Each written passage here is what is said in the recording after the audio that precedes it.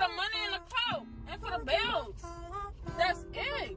If you ain't getting my hair done, if you ain't getting my nails done, if you ain't doing nothing for me, then I don't need you here. It's not 50-50. It's not 80-20. It's 100% to 0. Get out. Get out my car.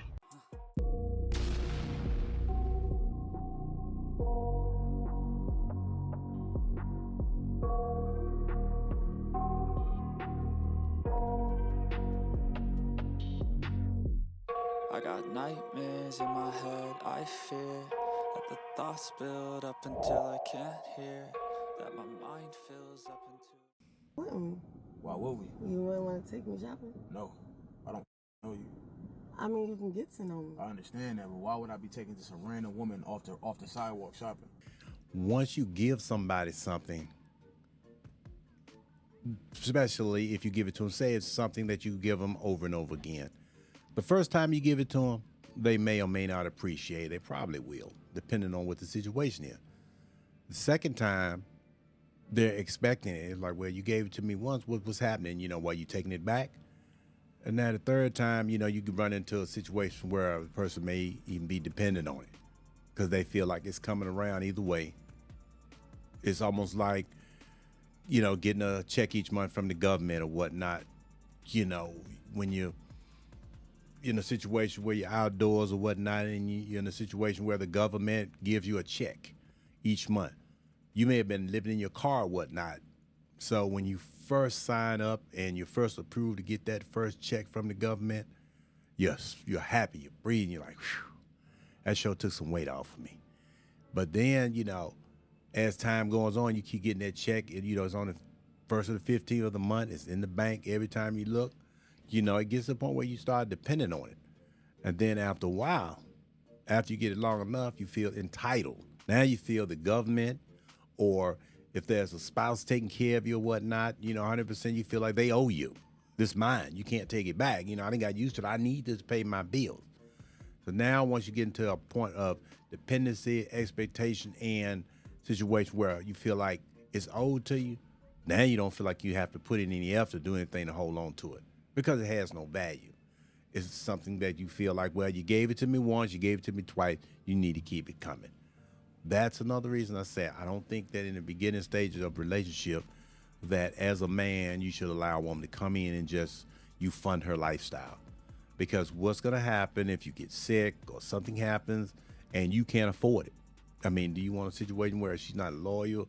You know, as soon as, you know, somebody else come that can do better, she's gone. Or as soon as you get sick of somebody, you don't have anybody that's going to help pick up the slack.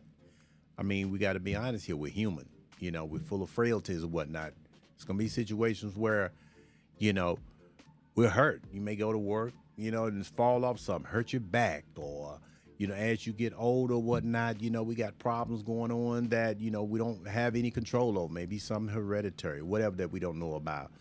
But if you have somebody that's expecting you to do everything and you all of a sudden get in a situation where you can't, they really have no incentive to stay because they're just looking for somebody to depend on. The problem with women like you these days is that y'all want everything but bring nothing. And let's be real here. If you've been with a woman a while, she's showed you that she's down, she's loyal, that she's there for you, that she really cares about you and how you feel. You don't want to be in a situation where if something happened to you and you would happen to pass on or whatnot, you know, unexpectedly, that she doesn't have anything. You want to make sure that, you know, she has enough sense that she can carry on, especially if she has children, you know, that belong to you. You want to make sure that she's going to be all right, even if you're not here to take care of them. Because, I don't know, life has changed over the last 40 years as far as step situations, you know. Back even when I was younger, you know, being, you know, a stepdad was looked at as a badge of honor. Hell, I remember when I was 17, 18, 19, girls were trying to get pregnant just like they are today, maybe more so back then, because a lot of them wanted to be able to get out of the house. They wanted to be able to get away from their domineering mother. Back then, wasn't a lot of men in the houses either. A lot of times, women had them put out because even with the government would say, hey, we're not going to give you a check if you got a man living in the house. So they had to get the man up out of there. Once you get pregnant, the government money opens up to you. Now you can basically set yourself up to get whatever you need to get. Housing, food stamps, Medicaid, for your child, that gives you an out. It gives you a way to be able to leave home without getting married. See, even earlier back in the day when it was a little bit harder to get government assistance, to get government assistance, women got pregnant, and with the hopes that the guy there they'd be able to move with him and wouldn't have to go back home. But now it's a situation where I think women have taken it too far, where they expect a man to do everything and they do nothing. Like, you could take care of a girl, I mean, what you mean take care of a girl? Well, you just know how to treat your girl. Like, take care of what you need to take care of. Because, like, if I'm a with you, you gotta pay for my bills. You gotta buy my shit. Says who? If you want to be my you gotta provide. At least back then, a woman knew that, she had to cook, clean, have sex with the man every now and then. I mean, especially when, try to have sex when he wanted it, and she didn't look at it as a burden or whatnot. She was just happy to have somebody that cared about her to try to take care of even a little bit, even if she had to work. At least she didn't have to go back home, or she didn't have to foot the whole bill herself. So she did show herself as being grateful. Sometimes, you're going to have to do things you don't feel like doing. A lot of times women now, I don't feel like having sex with you, I'm not having it. It's just simple as that. And then as soon as the man says, well, okay, fine. And then he steps out, oh, he was wrong. How could he do that to me? Well, you got to look yourself in the mirror. I mean, did you even try to put forth any effort? I mean, I've been in situations myself where, woman basically wanted me to beg and negotiate, which is something I just never did. I couldn't do it. No matter how much I cared about them or whatnot. Once I ask you and you tell me no, I'm like, fine. So funny. Here they go. None for you tonight. None from you tonight. I just got to drive across town. I'm not begging. I'm not taking nothing. I'm just not doing it. But don't get mad when I tell you, hey, the situation the way it is not working for me. You blow me off, act like you can't hear me, or, act like, well, just be a good boy and go over in the corner, and I'll let you know when I'm ready to make you happy. Just doesn't work. Not for real men. Not for men that are on their purpose trying to hold it together, doing for you, caring about you. You have to reciprocate. You can't just take everything out and not give the man nothing back. We don't ask for a lot as men. Sex, silence, and some cooperation. When that cooperation comes with a lot of stuff, that don't mean yelling, questioning everything I say. Listen to me for once.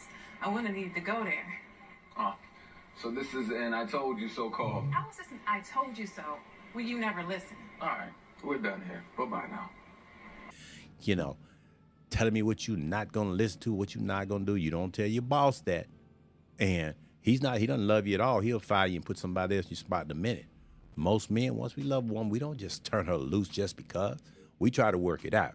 Because we already know, going back out here on the scene, at least we got somebody that kind of know us and we know them. We don't like starting over. Most of us men, we want some type of situation where we know what's the next. We know what's next. We like predictability. Predictability for most women after they get exposed to social media is boring. I mean, I've listened to women over the years. First thing they holler is, once a man paying all the bills, I don't have to go to work, I don't have to do nothing. They get bored because really having a life that all the bills are paid, you're not just sitting up worrying about where next month's bills are going to come from, whatnot. It's boring because you're not stressed out. You're not going to work with the rat race and getting up 5, 6 o'clock, fighting the traffic or riding the bus or whatever. So now you have to refocus on something else other than just paying bills.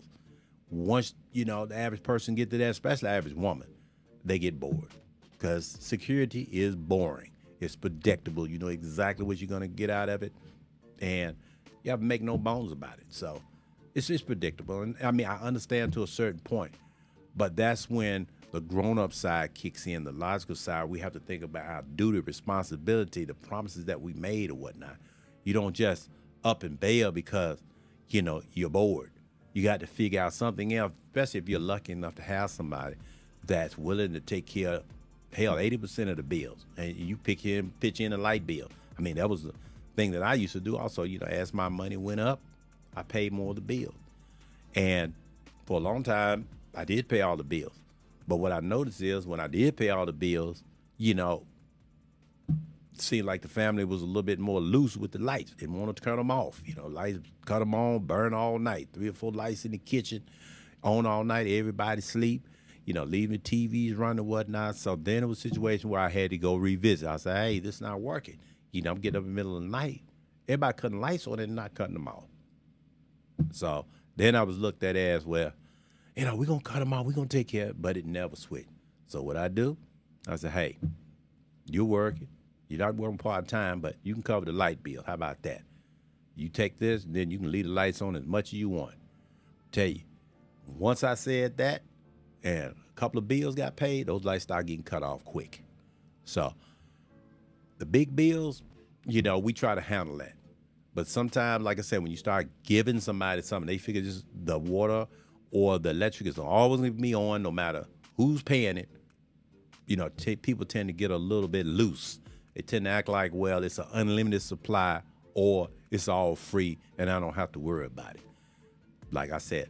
So that goes back to what I was saying before as far as I honestly feel like we should not be in a situation where you're just getting with somebody, you don't know them or whatnot, and y'all just decide, hey, we're going to live together, see how this thing go, and you get to go 100% and they have to do nothing. It'll never work in the long run. What's your biggest turnoff in guys? Probably when they don't work out. Come on now, dog. Come on, man. This goes back, though, to the double standard. You can't be a woman knowing that men are very visual creatures. Visual is what makes everything work properly as it's opposed to if we're looking at something and it's not appealing, we can't expect to be able to perform at optimal rate. Now, I'm not saying you gotta be rail thin or nothing like that, but come on now. This lady has basically just said, forget it. I'm not doing anything. Once you get to a situation like that, you don't get to demand anything. It's just like you got a man that has no job, no ambitions, no nothing, no future. You know, he laying on the sidewalk, you know, no house, no nothing, telling a woman, hey, you got to be fine, you know, you got to be 125 pounds, shaped just so. You know, he's not in a position to make those kind of demands because he's not what he's asking for. It's no different when it's a woman. I mean, we try to sit here and act like it's a double standard that women should be able to ask for everything and a man should get nothing. Those relationships do not last long term, I promise.